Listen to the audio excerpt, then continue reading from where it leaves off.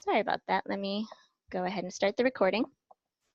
And so after you've worked with this small group within your big class, you've noticed that there's still a child that's really struggling that hasn't been picking up on the things. And so you go and you talk to the parent, and the parent's saying, yeah, you know, even at home, they don't want to do their homework. You know, they're really struggling. Homework is such a pain to get through. They're not getting it. And then together, the two of you decide, well, maybe we should kind of see if there's something going on here. Maybe we need to look to see if this particular child might need additional supports. And that is kind of where the top green dot on this whole process begins. That is what we call the referral. Basically, you're saying, after the general education teacher has already worked and even done a little bit extra on the side to support a child, if they're still struggling, you talk with the parents, and then someone at some point is going to decide that maybe they need to get evaluated. Maybe they need to do these assessments. And so what you do is you have a meeting, and that's where the administrator comes in, your student support services coordinator, your SSC. You'll pull in the special education teacher that works with that particular grade level or classroom. You'll pull in the parent, you'll pull in the gen ed teacher, you'll pull in anybody that's working with this child, and you sit down and you have a meeting and say, hey, we have some concerns, we need to do some testing, and we're gonna pick tests that match those concerns, okay? So keep in mind that our case study is one example, and what's great about this particular case study is there were a lot of assessments involved, a lot of different kinds of assessments. You know, when you get other students in other cases, it might not be as many as that. The kind of standardized assessments that are usually involved for all students would definitely be your cognitive, like your intellectual, your IQ, because that kind of lays the foundation of where the student's potential is or where they should be performing at. So if their IQ is in average, but yet another test is showing that they're way below average, that's the type of things you're looking for with these assessments. And so you say, okay, we're going to have this assessment done, this assessment done, this assessment done. And then there's a little window where that has to all happen. And then you come back together and you do the evaluation and you actually look at that. And that's actually where we started for this case study. So we didn't start you at this referral phase. We started at the point to where the assessments were done, and here you are, you're being given all this information on this child, whether it's speech language, academic, reading, behavioral, everything. And now it's the job of the team to figure it out and really think and decide, well, what do all these tests actually tell us? Because it could be at that point where when you go into eligibility, it could stop, and this whole cycle that's showing up on your screen would actually end, because it could be that the student performed average on everything and they don't qualify for special education services. Okay, so but that's the process that you have to go to. Now, obviously, we're going to choose a case study where they do qualify because we want you to go through the whole process. So what we did is we showed you, when you remember back to all the assessments that you were given, most of the assessments were kind of in that average. When you're thinking about that Bell graph that was given to you, right, which kind of shows you the low average, the average, high average, things like that. And was there an instance where even though the student's IQ and everything was average, there was one area that was 2 standard deviations below? That is what you're looking for in terms of eligibility. You're looking for some kind of discrepancy there. And so that was the case for this student. And so yes, the student qualified. And so now it's the team's role to think, well, based on all this information we have now, what are the students' strengths? What are the students' needs? And what are we going to work on for the next year? And so it kind of becomes their own personalized journey that you're going to get from those assessments. And that's why the PLEP is so important. So now, question about the referral. What happens if the school admin does not want you as a teacher to approach the struggling parent? Admin would truly want the parent to make the initial request. What would you do in that case? Well, you're supposed to be having like parent-teacher conferences. There's supposed to be report cards going out. There are going to be times you're not going to go and say to the parent, oh, I think your child has a disability.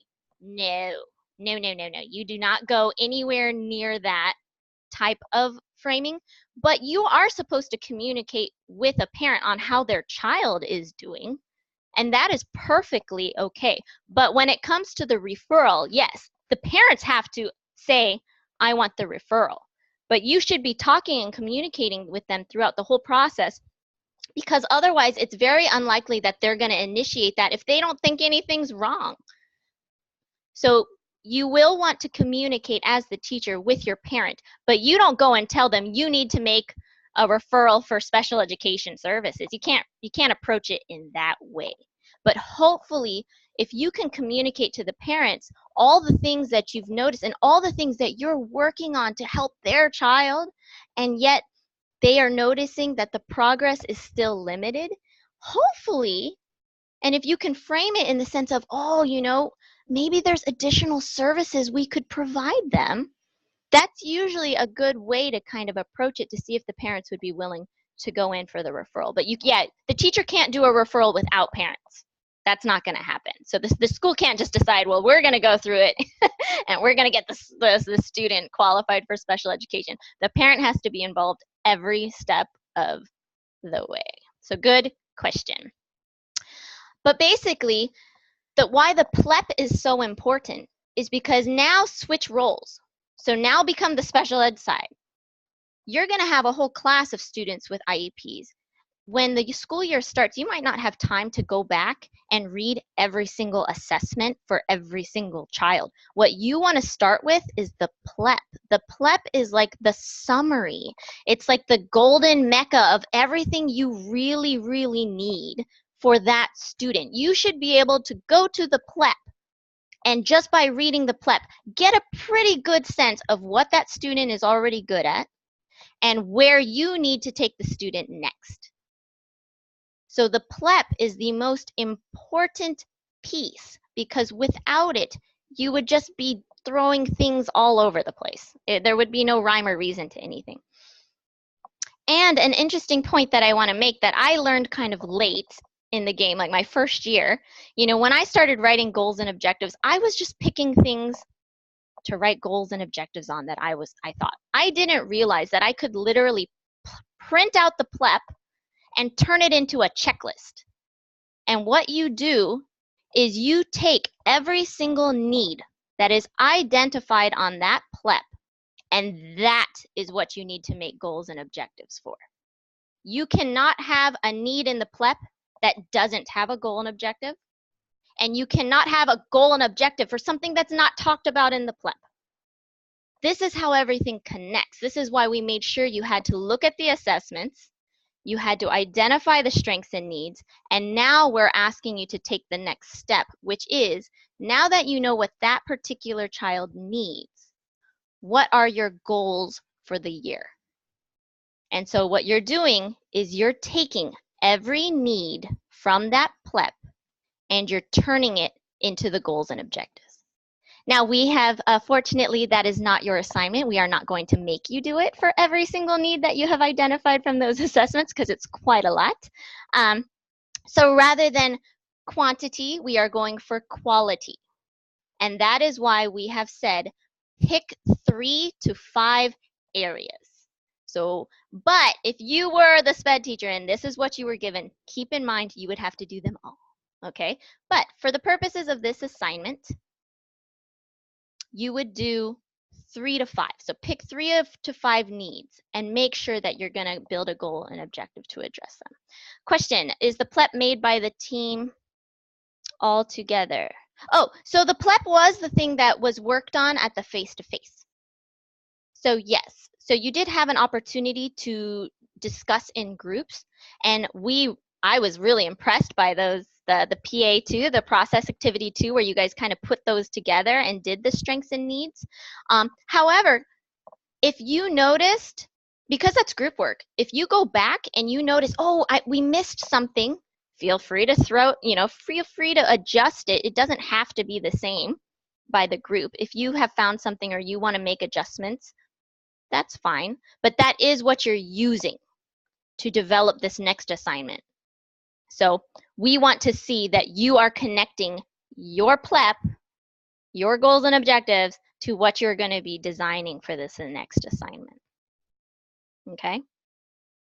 In a real situation. Well, this is a real case, like it's a student. So yes, you would pretend that this is your student. And you have been given this information. You have been given these assessments. You have been developing this PLEP. And now as the special education teacher, you need to develop goals and objectives. And this is something you will be presenting with the team, and the team will have input and feedback and can change and revise and edit. But typically, the special education teacher kind of drafts up the majority of the goals and objectives. So you kind of want to get familiar with that process. And yes, the PLEP, everything in this whole process is done and going to be approved and discussed by the entire team. Just know that it's typically, not every school, but typically the special education teacher kind of takes the lead and usually will kind of have an idea or prepare for it, because otherwise, guess what will happen to your meeting? If you don't have anything prepared, that's going to be a really long IEP meeting. So usually, it's nice. You can't come in and saying, here's everything. Can you please approve it and let's go? But it's nice to come in with some drafts, especially because parents aren't going to know how to draft a goal and objective. Yeah, Nicole, go ahead. So typically the SPED teacher will construct the PLEP and then go back to the collaboration team to share or to get input. Yes, and you can do that in a number of ways. Some teachers, they'll kind of gather resources and they'll actually give parents a heads up and send it ahead of time and say, hey, this is something we're going to be discussing at the IEP. Take some time, look it over, mark it up. If you have questions, bring them to the meeting, things like that. You can totally do that. Just know that the process is supposed to be very collaborative and where everyone is an equal partner. So the SPED teacher typically will take the lead and does sometimes bear the responsibility of kind of organizing and orchestrating and kind of having an idea of these things. It can always change, right? And you really do want to gather the buy-in and the perspectives of parents and the other teachers. Oh, these are great questions. Yes, but that's kind of the idea, right? And so you're going to want to make sure, though, because you are the professional and you are the specialist in this area, just know, and you can usually explain to the parents, now that we have this, what we're going to do is we're going to take all of these needs and draft out a plan of what we're going to work on for the next year so that they know kind of where it comes from as well. And then, yeah, so once that's done, you'll have that meeting. You'll present everything. You'll talk about placement. I'm not going to go into too much detail right now, but that's just where is that child going to be receiving all this extra instruction, whether it's an inclusion classroom, a pull out, fully self-contained, all that kind of stuff. And then just to think for later, it will all connect, because then you have to start thinking about instruction. Well, how are you going to teach them? How are you going to do lessons that also tie in these objectives that you understand that this particular child needs? And then how do you collect data over the year to actually show progress on all of these objectives? Okay, and that's, I hoped to have done a little bit more in that in terms of progress monitoring. That was my initial plan, but I really feel like it might be jumping the gun a little bit, and so that's why I felt maybe for this week, let's just focus on the goals and objectives, because those kind of drive everything else. And so you want to make sure that these are going to be really well done and that they're going to be clear and concise and things that you can easily work with later down the road. Okay, so that's the process. And keep in mind, when it comes to special education, when you get to the end, which is annual review, which means you're checking on how everything went that year based on all those goals and objectives, you'll actually skip back to IEP and do the placement again. And every 3 years, it's called a you're going to do a reevaluation. Then you have to start from square one. And that's when you actually redo the assessments and redo all of that stuff. So keep in mind that that happens every 3 years. And the reason for that is because when a child qualifies for special education, that doesn't mean they need to be in special education forever. And so it's kind of a safeguard saying that every 3 years, we're going to redo this, reanalyze, retest, and just check, see how the progress is going. And our goal is always our goal is to give them what they need so they can go back into the general education setting and they don't need us anymore. That's what we want. That's what we should celebrate. That's called rescission, where it's like, you got it. You worked so hard. We got you exactly what you need. And now you can go back into the general education setting. You don't need me anymore. But that's kind of the whole process. Okay. So again, this is kind of what it looks like in terms of your case study where everything fits in. So evaluation and eligibility was part of that first piece where you were doing the assessment. Okay. And then right now is the one that you're working on, which is your instructional planning, which means you have to write your PLEP. Well, you did that as for process activity 2. Now you're working on your writing your goals and objectives. Okay, and there is an impact statement part in there. We'll talk a little bit about it, but focus on the writing goals and objectives. And then coming up after that, you're going to move into the strategy to support growth, which means we're going to go into the actual lesson planning and how do you teach and take data on their progress. All right, so writing goals and objectives. So here's the process. So you're going to identify the need, which you're going to pull from the PLEP, okay? You're going to use the standards to kind of help you frame the goal. Then you're going to break it down, which then become your objectives.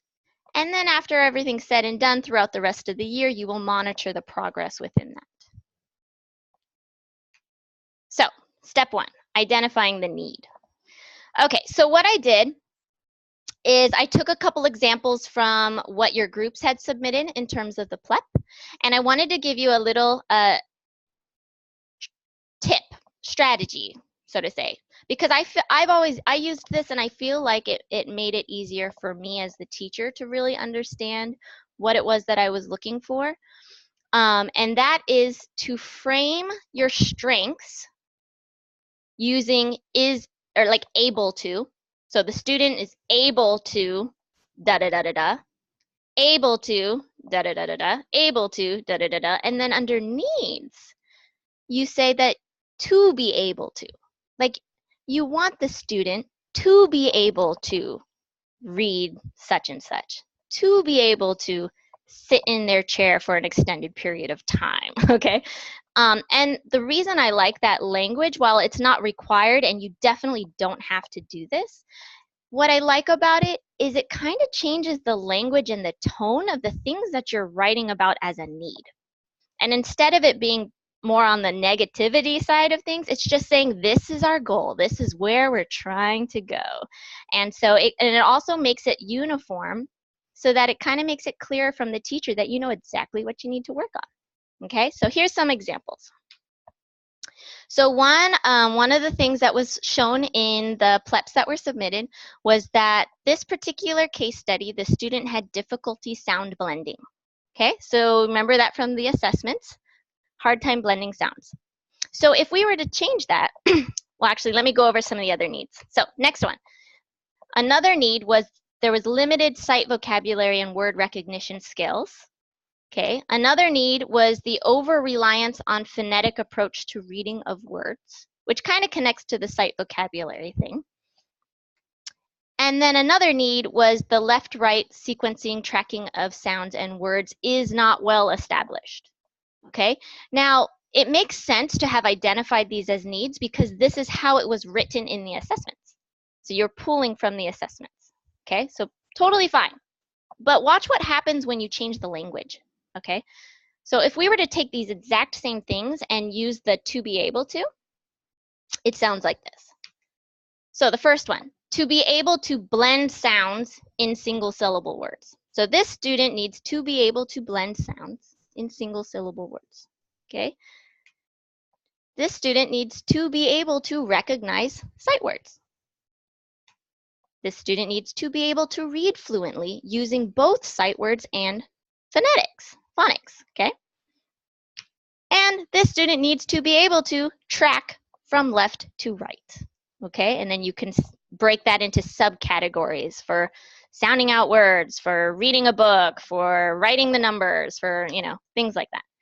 So that's just a trick. You don't have to do it, but I find it helps for me because if I were to pull these to develop my goals and objectives, it's clearer to me and it's easier, it's more uniform to read and to understand and pick the ones that I'm to develop into goals and objectives. Okay? So, you found a need. Let's say we picked one. Okay, it's going to be that first one, difficulty sound blending. Okay, I'm going to start with that one. That's going to be I'm going to do check boxes. Okay, so we're going to start with that she needs to be able to blend sounds in single syllable words. That's our need. That is what we identified from the PLEP. Okay, so check that off. So what do we do with it? We need to create a goal. And how do we do that? We go to the actual standards. We've shared a lot of different types of standards that you can pull from. The one that I'm going to use today for the purposes of modeling is the standards toolkit that is given by the DOE. And what's nice is I'm going to click on it. Oh, no, don't do that to me. Okay, here we go. Okay, so here's the standards toolkit from the DOE. So this is an amazing resource. It will show you Common Core and it'll show you HICCUPS, which is the Hawaii Content Performance Standards. These are the older ones. This is ones that was developed specifically in Hawaii. Common Core is that national set of standards. So this one is used across many states. And this is the one we're currently using. So I would recommend you use the Common Core. There are the HELD standards as well. I would recommend that if you are in a preschool setting or the really lower grades, go ahead and you can also use HELDs, okay? That's not on here, so you're going to want to use the link that we put in the Laulima site for that. But just to model, I'm going to go here to Common Core. I'm going to click on it. Okay, you come here. Okay, we're looking at difficulty blending. To be able to blend sounds in a single syllable word. So that's going to be language arts. So I'm going to click on language arts. And then what's nice is look here, they have all your grades, your grade levels. So this particular student is in first grade. So we're going to click on grade 1. And boom, here's all your standards for language arts. And how you will break this down is it goes from biggest conception to detail. Okay, so you start on the left side. So the big strands within this is reading literature, reading informational, reading foundational, writing, and speaking and listening. So you can use these to kind of narrow down, well, where do I need to go? Okay, so we're looking at blending sounds. So that's not speaking and, I mean, you could kind of think of it is. It's not writing, it's actually here in the foundational skills. So we're going to go to reading foundational, and then they break it down even further, and they have print concepts, phonological awareness, phonics and word recognition, and fluency. And if you kind of look, phonological awareness is the awareness of sounds and how they kind of fit together. So here it is. So 1.RF.2 B. Orally produce single syllable words by blending sounds, otherwise known as phonemes, including consonant blends. That is the first grade standard for this need that we've identified. And this is what you're going to use to develop your goal. Okay? Does that make sense? Good? All right. So what I did was I screenshot it. Here it is again. So this is the one. I found my standard. Okay, and now we're going to talk about the do's and don'ts of what you're going to do with it. Okay, this is the fun part. All right, so how do you write a measurable goal and objective? Okay, there's a condition, there's a behavior, and there's criteria. So what does that mean? The condition is basically the setting. Like it's where, it's when, it's what, when will you see this particular thing that you're targeting? Set it up. What is that going to look like? Okay?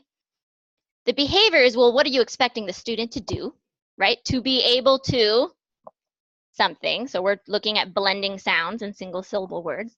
And then the criteria is actually, how will you know that the students learned it, that they got it? And remember, this is for the whole year. So don't think, like, envision after 1 year, how will I know whether or not the student has actually learned that particular skill?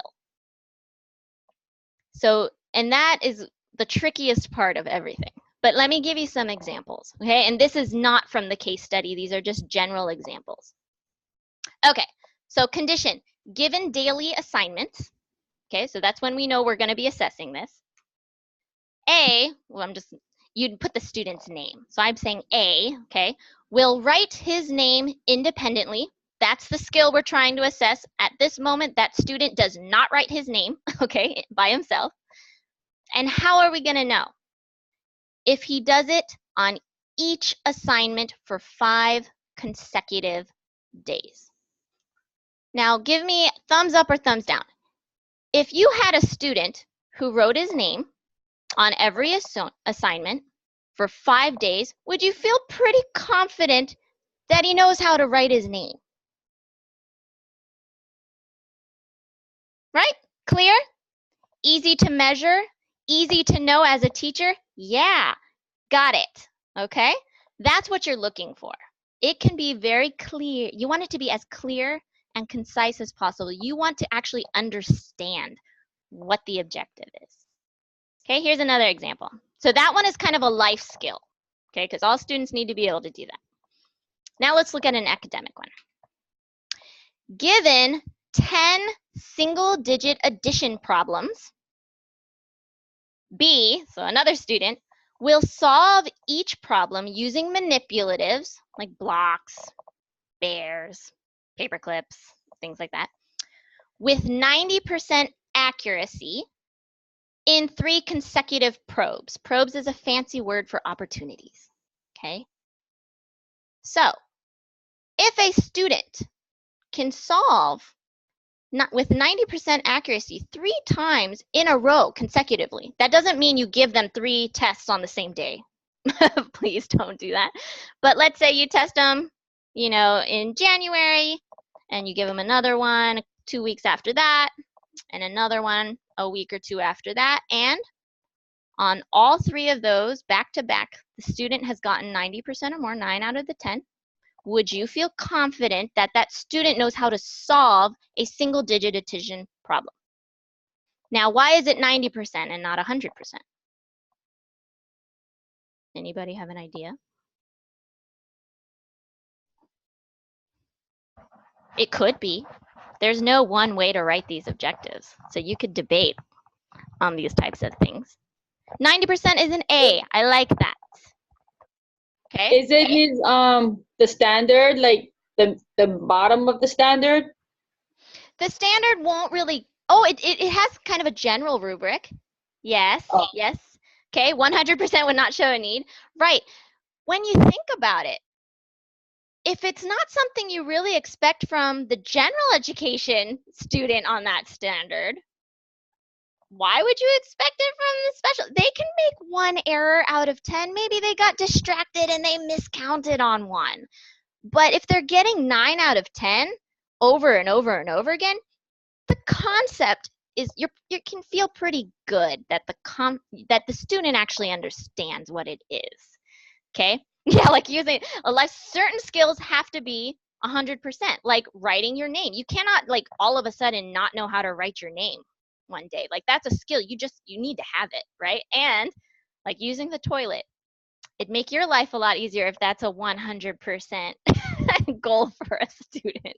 Yeah, so Awesome. You guys are already thinking, like, make meaning out of these things. It has to be realistic. It has to be meaningful. It has to be something that the student should and is expected to do. But not always is it going to be 100%. And what I've always seen over the years and years that I've done this, when I get IEPs, for some reason, 80% is written on everything. Like, all objectives in the whole IEP says with 80% accuracy. And that is what I'm trying to get you to not do.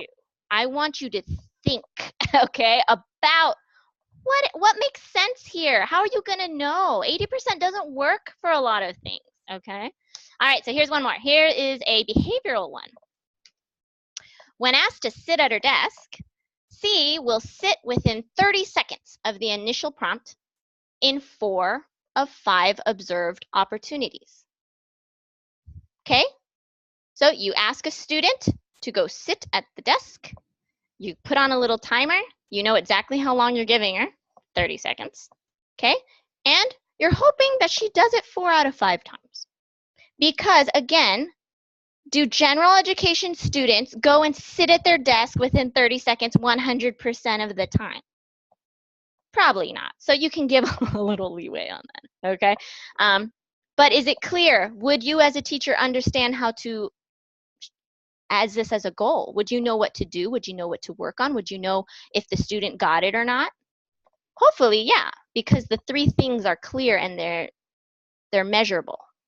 Okay, so one thing you always have to think about in terms of the criteria, one thing that might be helpful is the condition and behavior the same every time? And this is a little tricky. I'm going to try to see if I can make it make sense.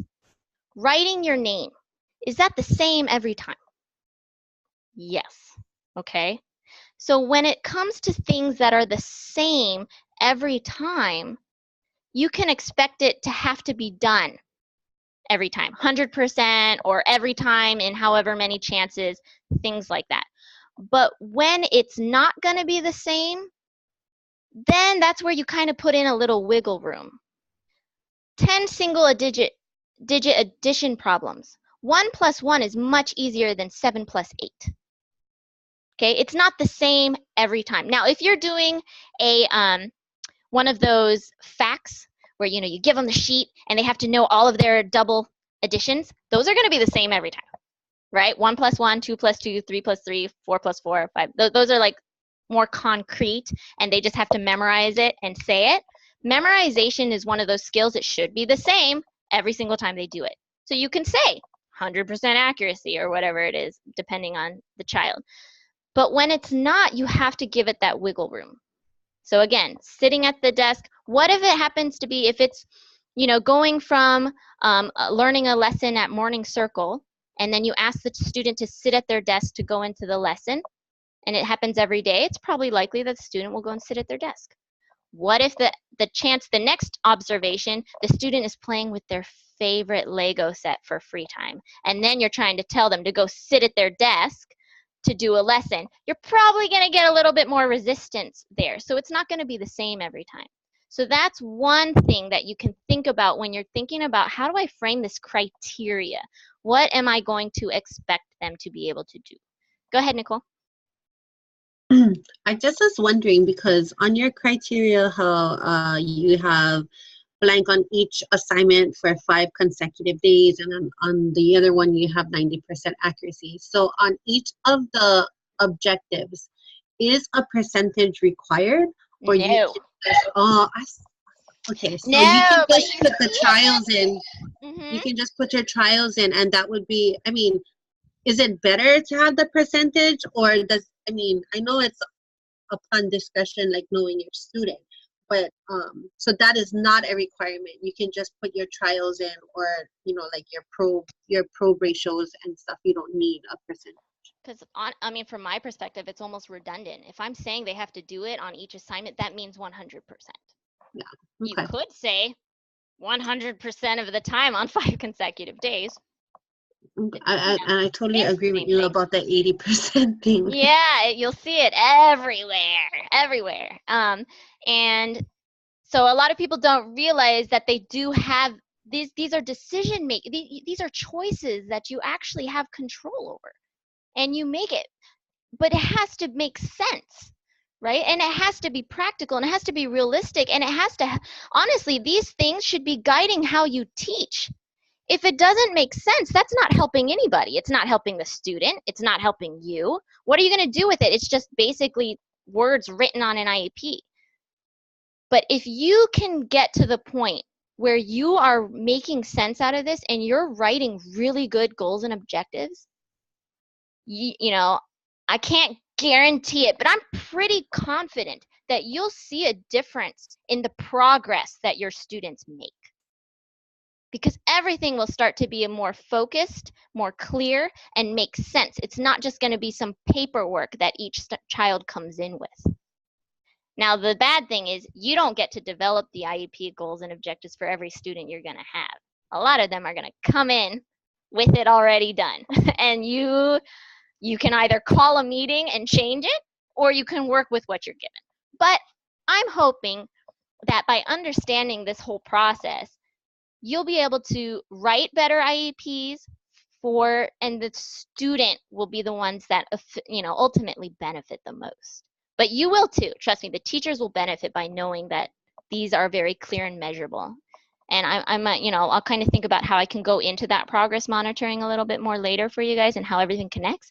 But this is such an essential skill that I think often gets overlooked in terms of people are just like, oh yeah, you just say what the student's going to do, when they're going to do it, and put 80% accuracy in 4 out of 5 probes. And I think there's much more to it than that. And so that's kind of why I kind of put this together. So, all right, so let's look. How not to write measurable goals and objectives. Okay, so here's the fun part. So, error number 1. So this is a common one. There's a missing part. For example, when verbally prompted to write their name, the student will write their name 5 times. Okay. Does that mean if I go to the student right now and I teach him, I tell him, this is how you write your name. Here's a piece of paper, write it down 5 times. And then you can say, boom, I'm done. I'm done for the whole year. They got it. Would that make sense? No, there's no real criteria there. You need to actually say, well, okay, maybe 5 times is the criteria, but is that realistic that once they can write it 5 times, is that in one sitting? Because that would be very different than being able to write it 5 times on, 5 different days even. Is there a prompt there? Can they look at their name tag and copy it? I mean, you have to have some criteria there. Another one is the student answers questions with 90% accuracy. Okay, where are these questions coming from? Hey, do you have a dog? Does that count? Okay, well, you can ask all sorts of questions, and 90%, that could be endless. I mean, where's your frame for that, right? Are you going to write down every response to every question the student's being asked throughout the day, and you're going to take 90% of it? Who knows? So the condition is important because it's setting the frame of when are you assessing this, for what purpose, and where is this happening?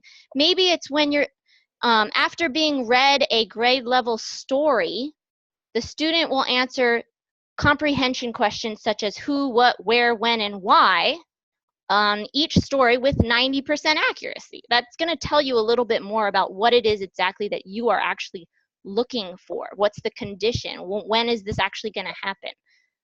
Okay, because that is very vague, the fact that it's just answering questions with 90% accuracy. Because they can probably answer questions on Paw Patrol extremely accurately, but if you ask them questions on a book that they just read, it might be a little different, right? So what are you looking for? Okay, so these are some examples of what not to do, meaning that you're just missing one of these components. Make sure you have all 3. Okay, second error. It's unclear. This is a common one, okay? So here's an example.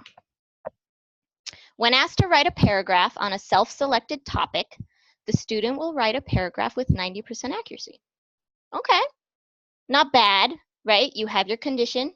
They're going to write on a topic of their choice. Maybe it's about the pet they want to have. They'll write a paragraph, okay? Who here can tell me what 90% of a paragraph looks like? How are you going to know? Is that an 88% accurate paragraph? I don't think that one's quite 90%, you know? It's unclear. It doesn't match. You don't really know what 90% of a paragraph is. And so even though it has all three parts, it's still not clear enough. You want these things to be as clear where no one can question it, because the student is going to go to another teacher the next year and they better know exactly what it is that they're supposed to be doing. They don't have time to waste to figure it out. Okay, so these need to be clear. So that's another error. It's just not clear enough. You don't really know what they're asking for. Okay, error number 3. There's too much.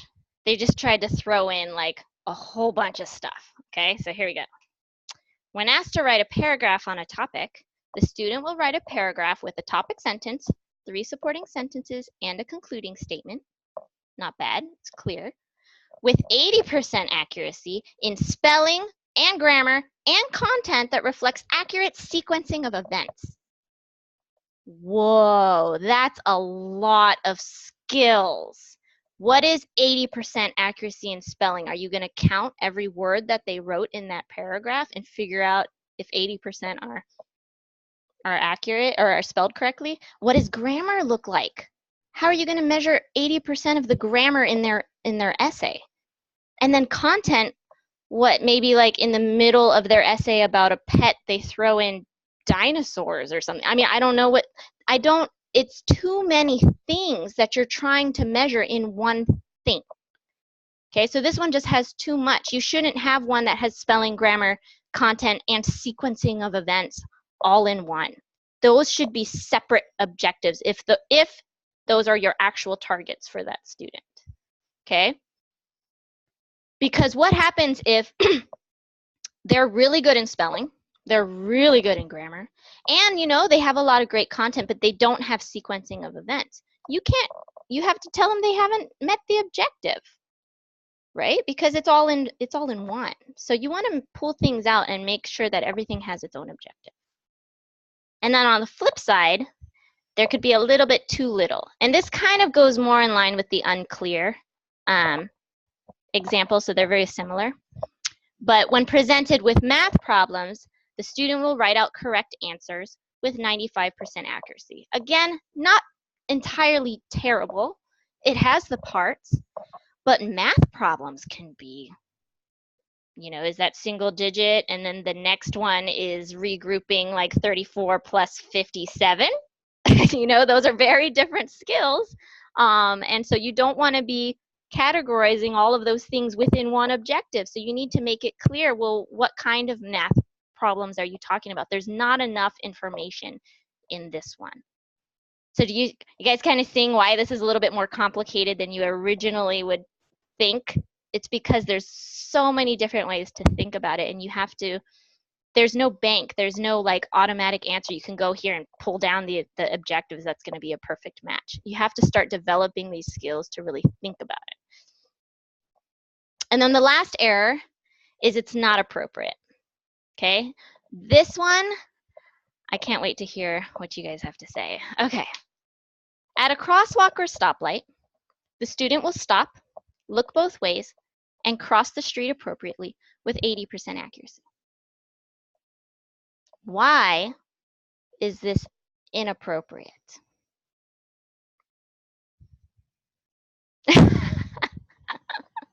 Ding, ding, ding, ding, ding. Okay, Ashley. Yeah, what are you going to do if he doesn't do it with 20% accuracy? What happens? What if he doesn't stop? Are you going to, oh, that's okay, we'll try again next time, right? You can't do it. It doesn't make sense. I've literally seen this on IEPs. It doesn't make sense. It's not appropriate.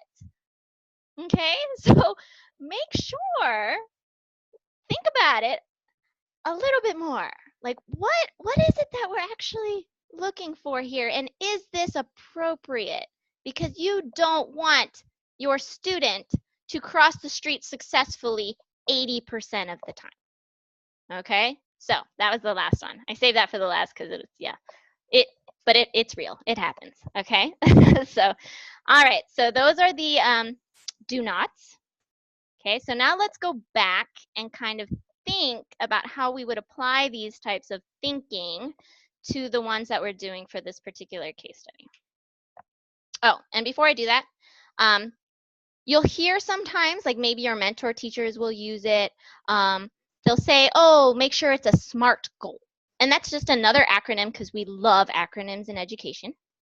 And basically, it's a nice way to remember that when you're writing goals and objectives, it needs to be specific, right? It needs to be measurable.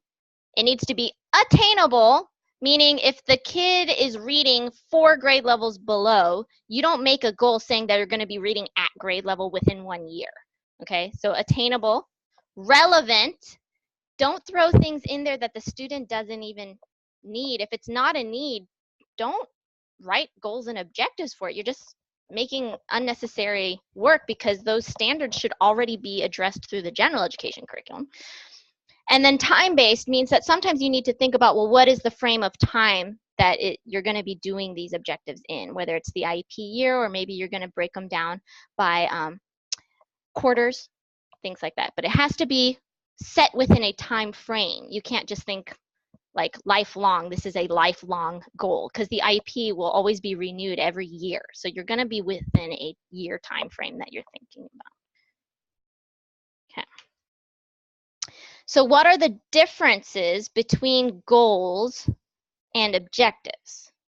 So your goals are kind of like the overarching big idea or concept or skill or thing that you want the student to be able to do. And because it's linked to the grade level standards, it's really a goal. Like that's where ultimately, when everything's said and done, that's where you're trying to get them. The objectives are when you break down, well, how are you going to get there? What do you need to do to get to that goal? Okay? And you can do that in one of 2 ways. The first way I want to show you is you actually break it down by components, which means you're breaking down this goal into different pieces and different skills that need to be met in order to meet that goal.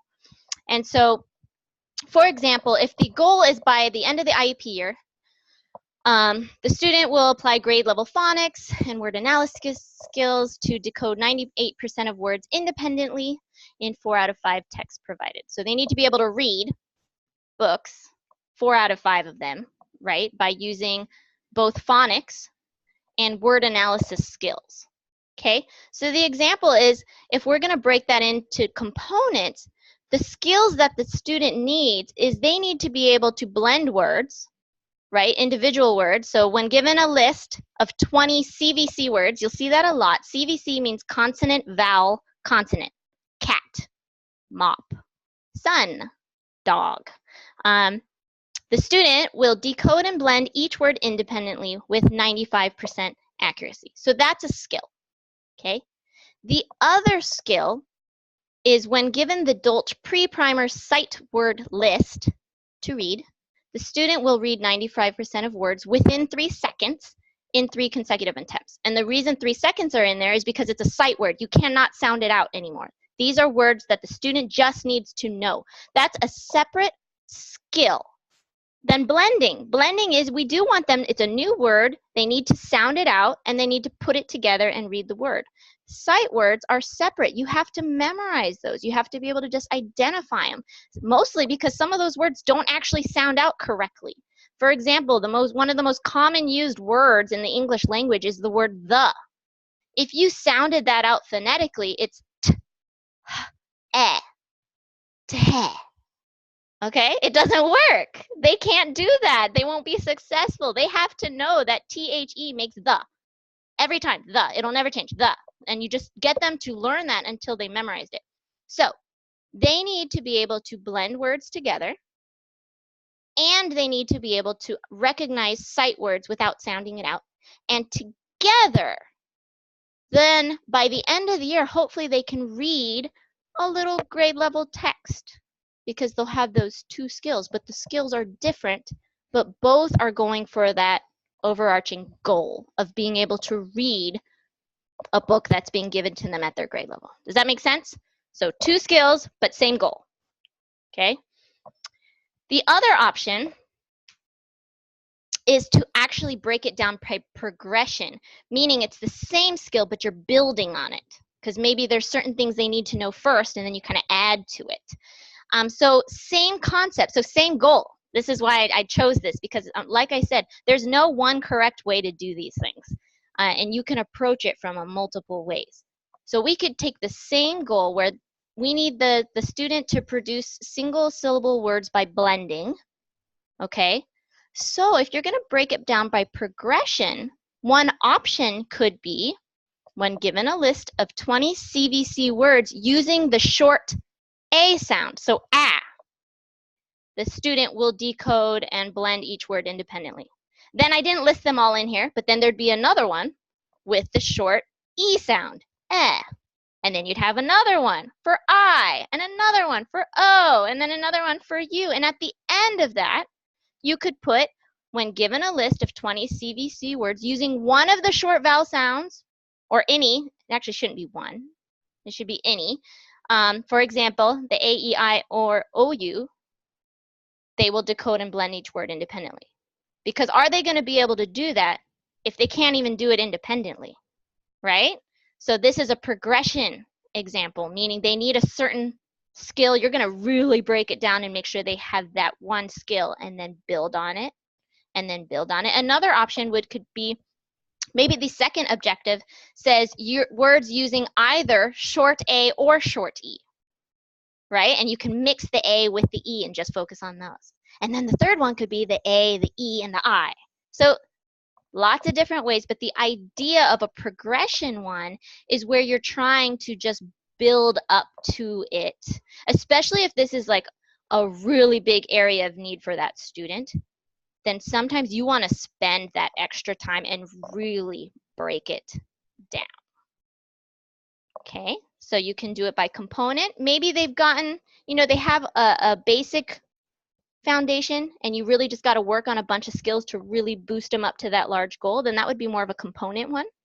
But if there is a skill that they just need to get down and it's pretty hard for them, you might want to break it down by progression, okay, and build it up.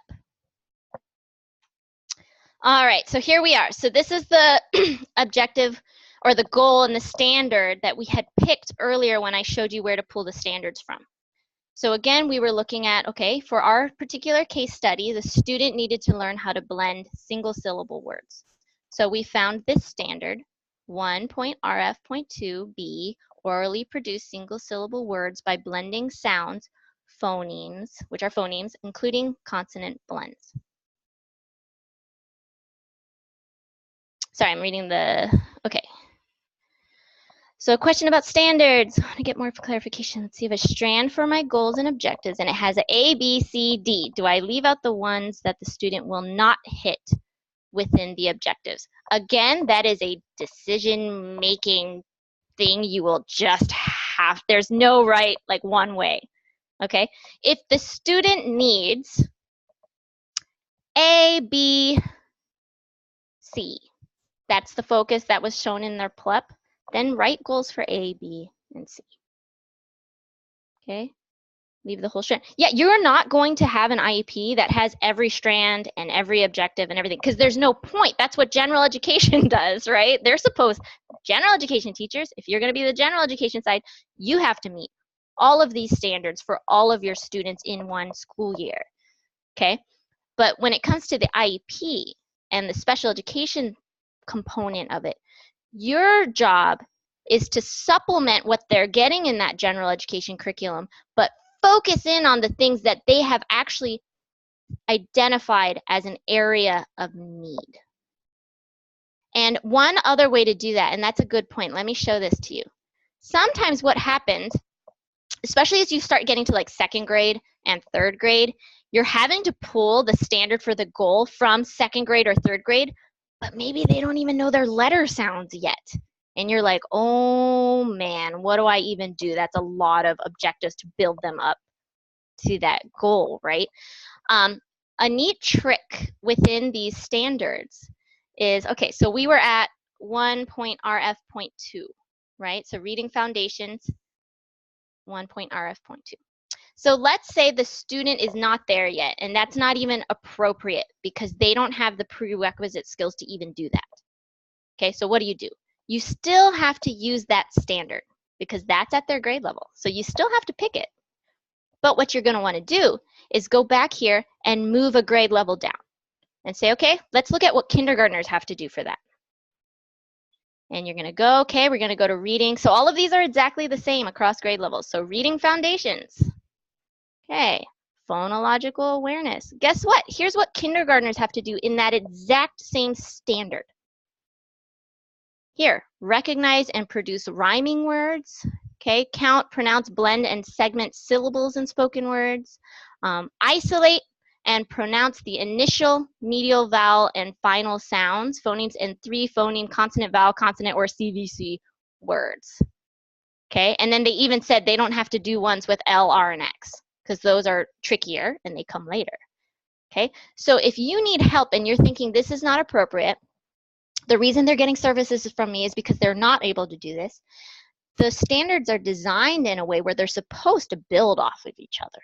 So you can still choose this one that we showed here, that this is our goal. We're hoping that this student will be able to orally produce single syllable words by blending sounds, phonemes, including consonant blends. But maybe what we need to do is actually start out with this.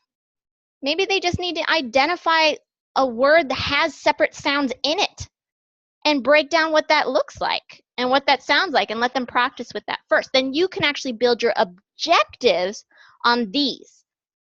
Your goal has to be the grade level, but your objectives can break it down farther and go into other grade levels. Because if they're missing that prerequisite skill, it doesn't make sense to skip it. There's certain things you can't do until you have things prior. But what you're going to want to do is you're going to want to follow the same standard and just kind of go through the grade levels. Does that make sense?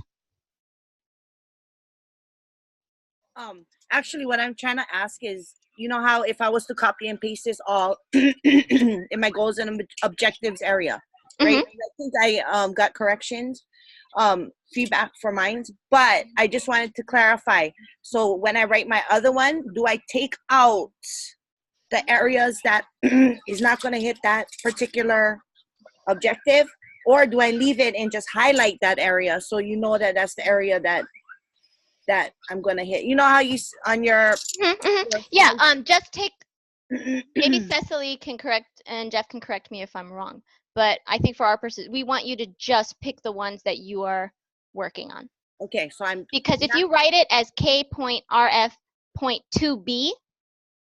yeah, then that means that's what you're focusing on. You're not focusing on A, C, D, or E. But I wasn't sure if I put it all in and then I just highlight that one area that I'm going to hit, or do I just leave out everything else and just put B?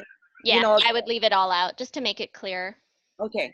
Yeah. That's just what I wanted to know, if I just leave it, highlight it, or just put B, and I don't know if they'll get confused what happened to A, B, you know, A, C, D, whatever else. Cecily, do you know what it's going to look like on there? Because they keep changing the system. They're going to do a drop-down menu, correct? Jeff and I were just talking about that. Okay. And, alerted me, and it's a really good point. We believe it's a drop-down menu. Now, here at UH, we actually can't access the DOE IEP forms, the online forms that they have. But I do believe, as Jeff was saying, it is drop-down. Okay. And you're just going to have to pick the entire standard. Oh, okay. It's really good. What Janet is taking you through is knowing what you're focusing and targeting. So your goal statement will be more specific. It may not address A, B, C, and D. It's going to only address your goal statement, the specific target that the student has been identified as an area of need. So, and also Jeff was saying, I don't even believe we could highlight on the standard. I don't think so. Yeah. So you're going to pull, you're going to have the entire piece selected. But for your purposes, in what Janet's saying, I think that's such a good point. know that you're targeting you may be only targeting particular components of that standard, and your goal statement should reflect that focus. Okay? So for us, when you submit, I would love it if you pick the standard that's aligned and highlight the one that it matches for the goal statement you're creating. Just knowing that when you go into the DOE IEP electronic system, you're not going to be able to do that.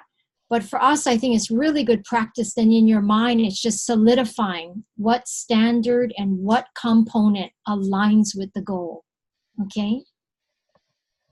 Thank you, Chandra. That was a really good question. Yeah, I wish we had access to the DOE system so we could show you exactly what it's going to look like, but we don't, unless we're actually working for the DOE, we don't get access to that. Yeah, just for this assignment, I was curious as to how you folks really wanted it. If you wanted, you know, because I put the whole thing in, but I wanted to know if we should erase those ones or just highlight the area we're going to concentrate on. But now, thank you for the clarification. Now I understand. Thank you. The most important thing, though, to remember is you don't have to address that whole standard in your objectives. That would be a lot of objectives. So, you know, again, it goes back to the student and what is specifically identified as a need within that standard. But yeah, good. Okay, so for example, by the end of the IEP year, the student will orally produce single-syllable words by blending sounds, phonemes, including consonant blends with 95% accuracy in 3 consecutive probes. This could be your overall goal. And then on top of that, on the IEP form that you're going to get with the DOE is you would have the actual standard listed there. But you're pulling out the thing that you're going to be addressing. Okay? So now that you have a goal and you've gotten it from the standards, you need to break it down. So how are you going to reach this goal? So again, I put it up there just as a baseline. And remember, these can all be different. There's not one way to write these goals. This is just an example. But what you're going to want to do is you're going to want to think, so what is it going to look like? Start thinking about this. If you want a student to orally produce single-syllable words by blending sounds, including consonant blends, what does that look like to you? What does that mean? Do you understand the terminology? Do you understand what a consonant blend is? Do you know what blending sounds is? You can look those types of things up. Later in the class, we're going to give you some really great resources on places that you can go to find strategies and information on things you can use. But just know, okay, so you have to think about, well, what does that look like? Are there prerequisite skills? Are there things that the student already needs to be able to do or know in order to do this? Because you got to make sure that either you identify, does the kid have it? And if not, you better address it. You better also teach that. And then, again, your criteria, how will you know the student has met that goal? Okay, so break it down. So for example, kind of like what we talked about, when given a list of 20 single-syllable words without consonant blends, okay, because that's a first skill. You don't need to throw in consonant blends. Consonant blends are when you have 2 consonants together, like stop. It has an ST, and then the vowel, and then the consonant. Stop, flip, splash, but splash that's not a good example because it has a SH at the end. A little bit more complicated. But yeah, so consonant blends are when you have 2 consonants together that blend together. So what you're saying is, in the beginning, you need to have 20 single-syllable words. You're going to do it without the consonant blends. Okay, and you want the student to be able to give each letter sound and blend it together independently to read 95% of the words independently in 3 consecutive probes. Okay, that's an example. Then, now this is a progression one. Now maybe you want to, when given a list of 20 single-syllable words with consonant blends, for example, blah, st, dr, spla, the student will sound out each part and blend it together independently to read 95% of words independently in 3 consecutive probes. Okay, so you're starting to see a pattern here. But basically, if that's your goal, here's an example of how you can break down that goal into different, more specific objectives. And again, you could take it further, right? And you could break it down even more. So it's going to be dependent on, you know, as you go through and you become more comfortable with your grade level and your standards and what you know from students and what students are able to do and what they're not able to do, you're going to have a better sense on how to develop these things. But for now, it's just good. Stick with the standard, kind of get a feel for it. If you don't really know what that looks like, ask somebody, ask your mentor. When you're a new teacher, ask another teacher that you work with to kind of help you kind of frame, well, what does this look like if you're not familiar with it already. And then later on, we're not going to get into it too much tonight, but I do want to talk about how if you are able to write really great, measurable goals and objectives, then it should be so much easier to actually monitor their progress. And one way to do that is what we call running records, which is where you can create a data sheet. And what I'm hoping to do is at some point in this course, I want to show you how you can just go into Microsoft Word, take your objective, and develop a very simple data sheet that you just keep in a little folder somewhere, and you can just mark it throughout the whole year. That way, when it comes times to doing your progress reports and your report cards, you pull it out and you're like, yeah, and you just go through it so fast because you have all the data there. And you can actually show the parents, yes, they might not be at 95% right now, but they're at 80%, and that's pretty good because last semester they were at 50%. And you're showing the parent, you're proving the progress that's actually happening. Whereas sometimes when you read these progress reports, it says, yeah, I'm making progress, and then the statement says, oh yeah, they're doing well, they're working on it, they've gotten some of the objective covered, and it's very vague, and it's probably because they didn't have just a running record that shows them exactly how to monitor that data. And so one tip, like when I was mentoring new teachers in their first year, my very first meeting, I'm like, give me your IEPs, and we just would create data sheets for every single objective, and that would be the thing we did on the first day. And then they have it all there, and then the rest of the year, they're like, yeah, I'm meeting it. Look, I have all this look, I have all this data. I can prove that the student's learning. And so it all connects. That's what I'm trying to say here. It all is supposed to connect. None of these things that we're asking you to do is in isolation or is its own little thing. That's why you have to complete the process from beginning to end, because it's all supposed to connect. And so when we get to the monitor progress stage, we're going to be looking at, well, what are some ways to track progress? And then as a teacher, you're going to want to think, well, what do I already have? Don't recreate the wheel.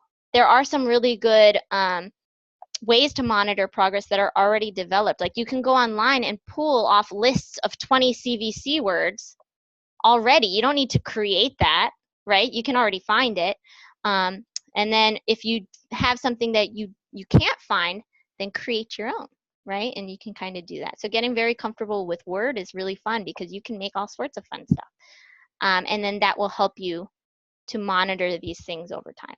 But again, when you start creating your data sheets, that's when you really know if it was measurable enough. Because sometimes I'll write an objective and I think it sounds great. And then I'll go to create the data sheet and I'll be like, I don't know how I'm going to measure that, or that doesn't make sense. And so actually doing those data sheets really helps you as well. So you're going to want to kind of think about that when you're developing these objectives. Would you feel comfortable measuring it? Would you showing proof that the student has actually met that objective? Okay. So what does this look like when you put it all together? So the standard, again, DOE will let you have a nice drop-down box. We don't have that luxury. So what I had done is I had just copy and pasted what we did have. 1.RF, point 2B, orally produce single-syllable words by blending sounds, phonemes, including consonant blends. As we discussed a little bit earlier, it might actually be better. Take the full standard and just highlight the one that you're working on. That way we know that you got it, the big picture one. And then measurable annual goal, write in your goal. Okay, and then underneath it, it says, how will progress toward the annual goal be measured? Okay, teacher-made assessments means that you have a test that you're going to be giving at some point that's going to test them on it. okay? But you made it, okay? It's not like some standardized exam.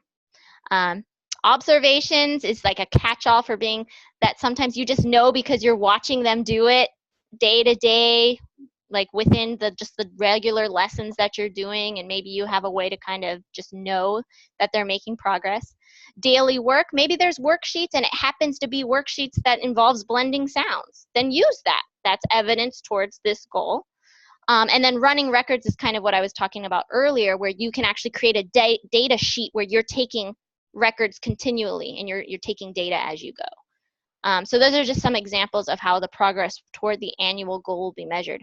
Another example of a different type would be that sometimes you do use the standardized exams. You're using the SBAC. They're gonna, score a certain thing on the standardized exam. So you can have different things in there, but these are some of the more common ones that you'll see on a lot of IEP objectives. And then you're gonna want to put in, well, what are your objectives? Okay, so I just pulled the example and put them in there. So for the purposes of your assignment, I think it was a little bit confusing because when we gave you the template, this is what it looked like. But it's quite possible you're gonna have, in fact you will, you're gonna have more than one goal, which means you're gonna need to copy and paste and make multiple of these. Okay, because you're not just going to have one goal and then just list all your objectives and you're done. We wanted you to target different areas because we want you to get some practice. Remember, we're trying to still do quality over quantity. So we don't want you to do all of the needs that were identified in the PLEP. But to give you enough practice to make good meaning out of this activity and this assignment, we do want you to choose different areas that involve different standards and different types of objectives. Interested in seeing a specific assessment listed? No. What we expect to see is, did you pull a need that is actually shown in the assessments that were given to you? Did you identify a proper need?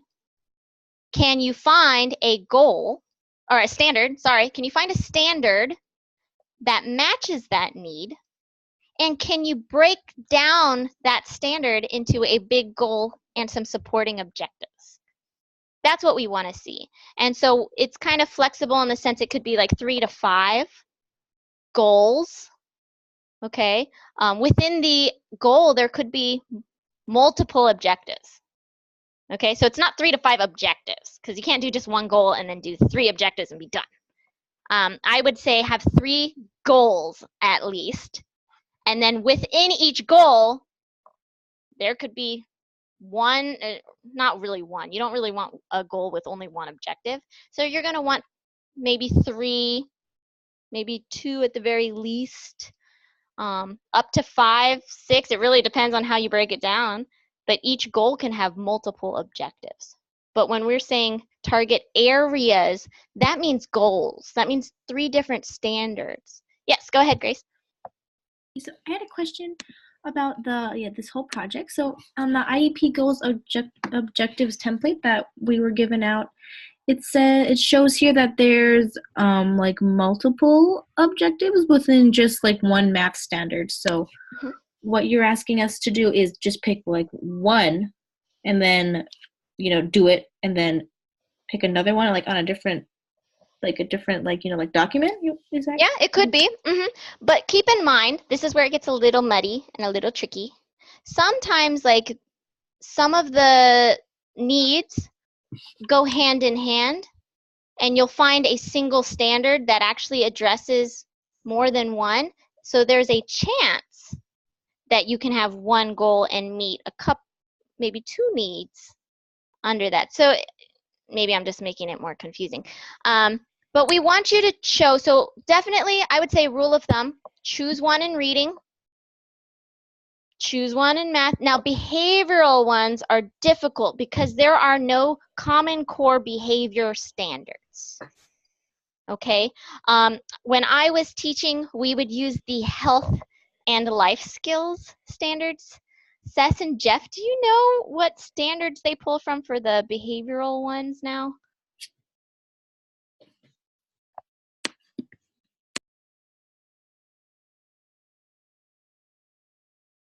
to unmute. Sorry, I'm echoing. Okay, so yes, we still use the health and we go into hiccups 3. It's important to remember that Hawaii Common Core is not Federal Common Core. There's a difference between that. Federal Common Core has to go away. Hawaii Common Core is what they're converting hiccups 3 into.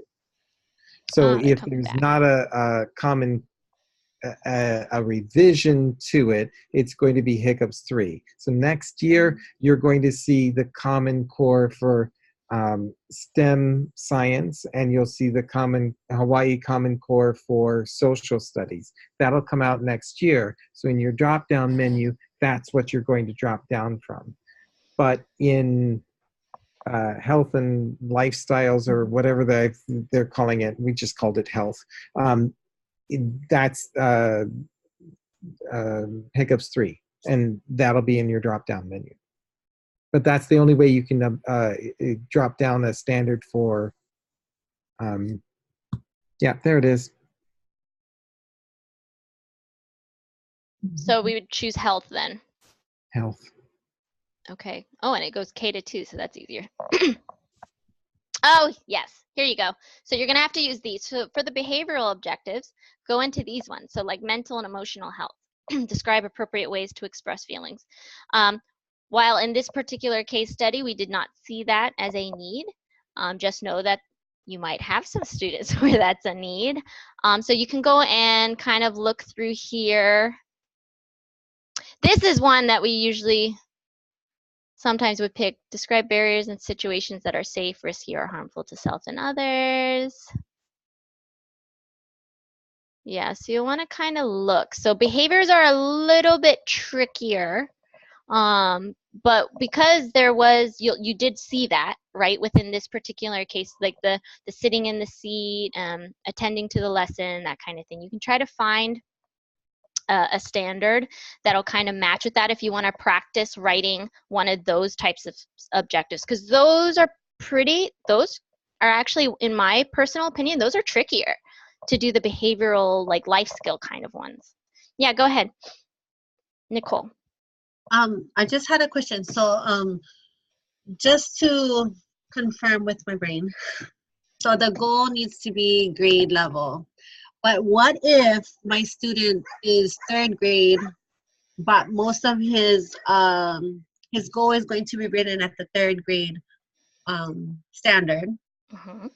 But I got to pull from, let's just say, 1st grade and even kindergarten within his objectives. Do we stipulate that underneath the objective if it's pulled from a grade below his grade level in the objectives? You know what I mean? That's a good question. I'm not sure if there's a place, Jeff. Yes? Or you're muted, Jeff. Okay, so what you would do is you have your standard. You have to use that standard. And then you have your goal, and the goal is where you start to pull in from the other grades, the lower grades. I always noted the grade level that it came from, if it was K, if it was 1 or something like that. But then you always have to continue to have the next levels up to show progression, because otherwise you're saying that the child is not expected to get to grade level. So you always have to have the other where it's going to. You always have to have that continuum going on to show how you're getting to grade level. If you don't have that, it's not a defensible IEP. Okay, so for instance, grade 3 standard, the goal is coming from, let's just say, grade 1. I also have to include grade 2 in the continuum of that same strand, in that same area. Yes, very good. But you might not break it down the way you're going to break down the 1st grade one. So what you're going to want to do is you're going to show progression, but don't go as detailed. You're going to want to break down the skills that you are directly working on, but you want to cover that you're going to move into these higher level ordering and so throw it in there.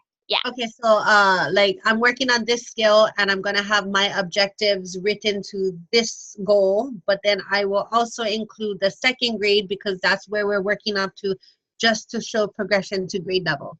Mm-hmm. Awesome, thank you. And you know, all of these changes, so again, they're changing the standards. They're moving from this set of standards to another set of standards. That's just kind of one of the frustrations, but things that happens within education. And so you'll find teachers, they're like, oh, I just got comfortable using like those standards and now they're switching them on me again. It happens a lot. So you got to have to be fluid and you got to work with it. But the concepts, and if you understand like the big picture, again, of how all of this works, that's not really going to change.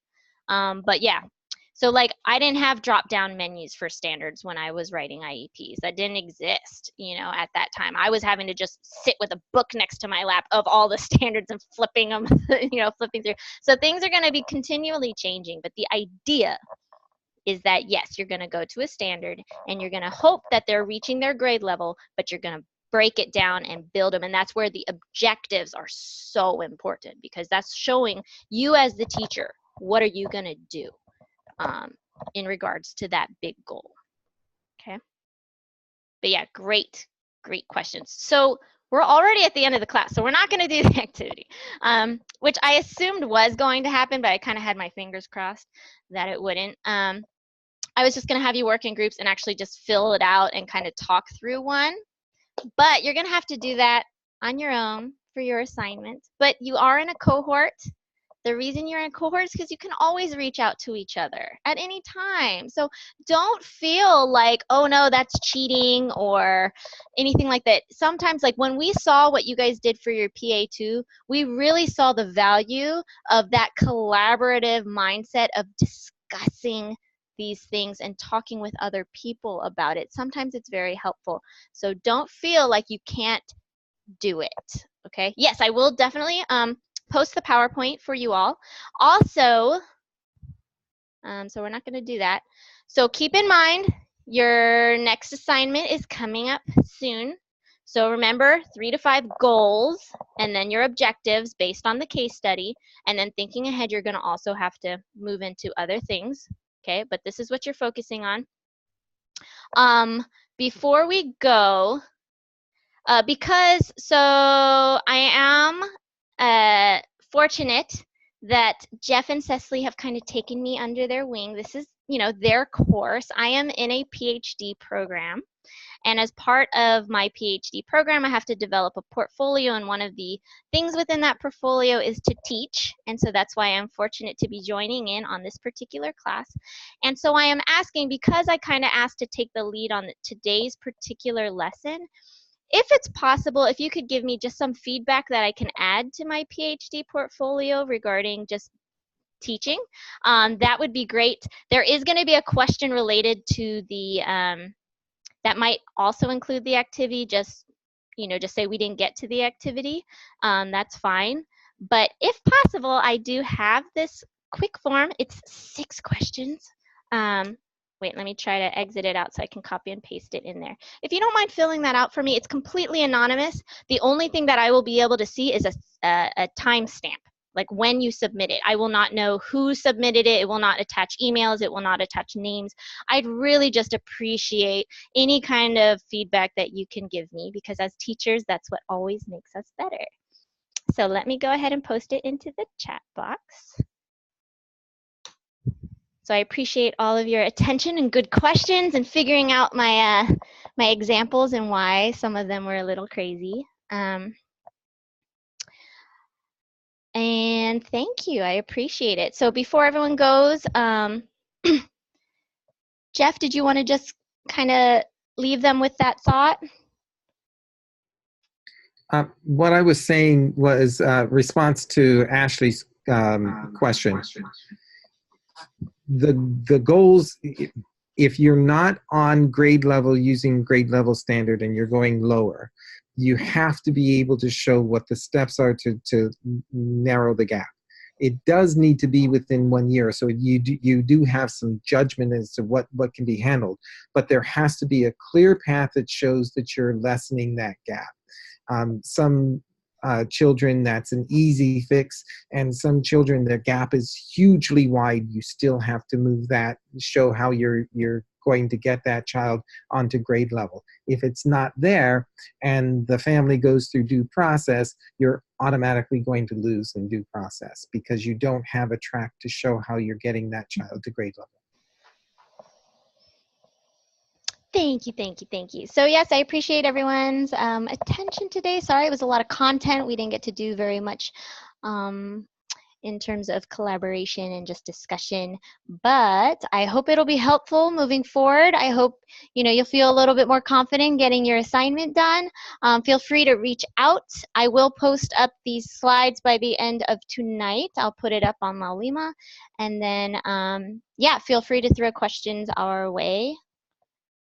Okay, and go ahead for, okay, so Nicole had her hand up first, or is that from previously? No? Okay, Chandra? Okay, I had a question. This is for the future though. Are we making our lesson plan from this class? Just because, you know how we have to, well, for my field placement person, we have to sign up for our observation date. So I just kind of want to know, when do you think that that assignment will be posted so we can start working on that? Or is that not this class?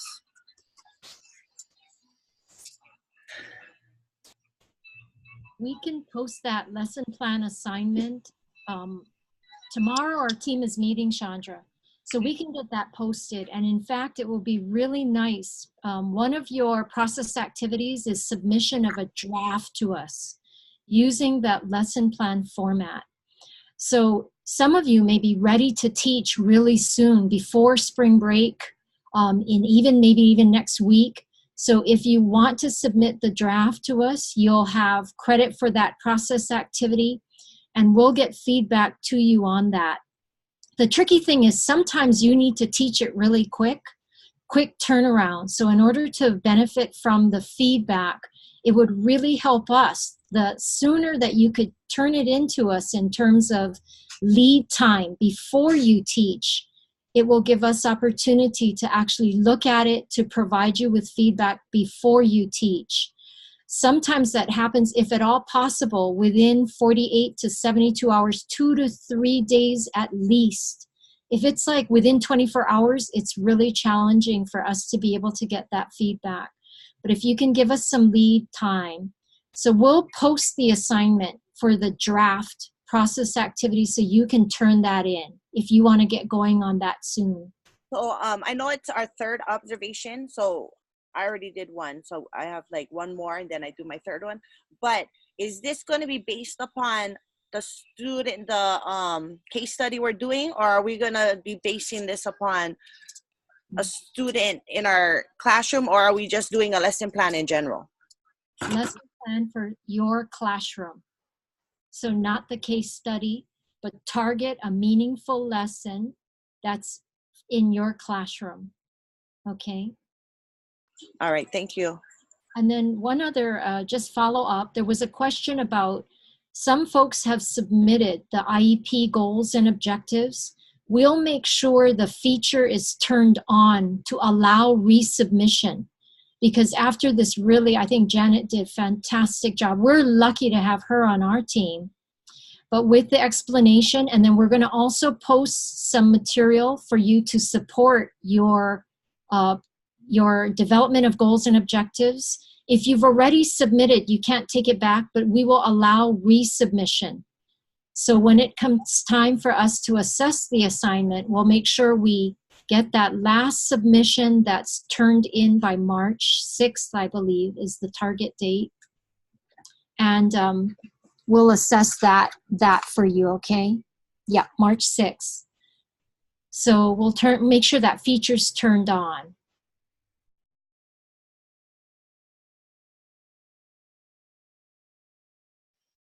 And I believe in terms of your field, your lesson, Cecily and Jeff, correct me if I'm wrong, but it can come from either course.